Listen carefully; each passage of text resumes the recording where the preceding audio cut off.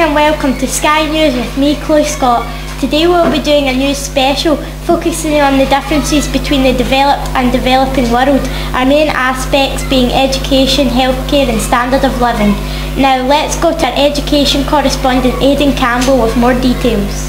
Thank you, Chloe. Good evening. I would like to tell you about the developed and developing countries.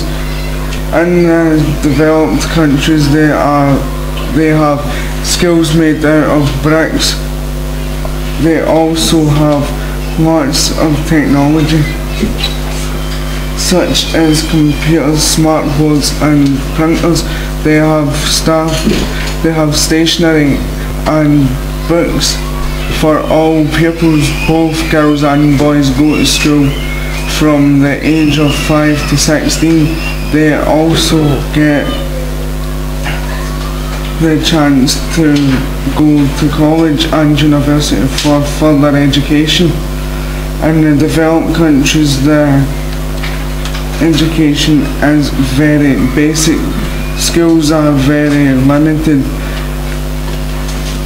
as they don't have as much technology available. Also, only boys go to school, but only for 4 years from the age of 6 to 10.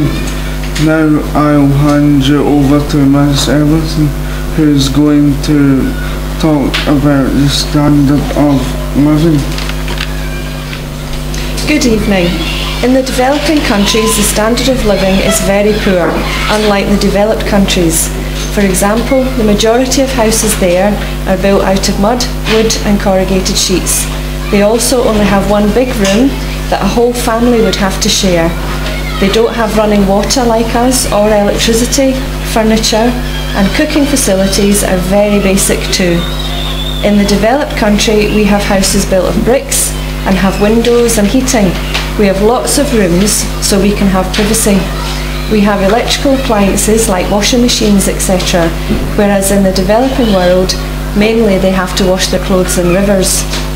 Now we're going to go over to Mr. Staurt Cowan, who is going to report on health issues in the third world. Over to Mrs. Elson. Health in the third world is very different to that in the rich world. We have lots of life-saving drugs and machines like life support machines and incubators and lots more.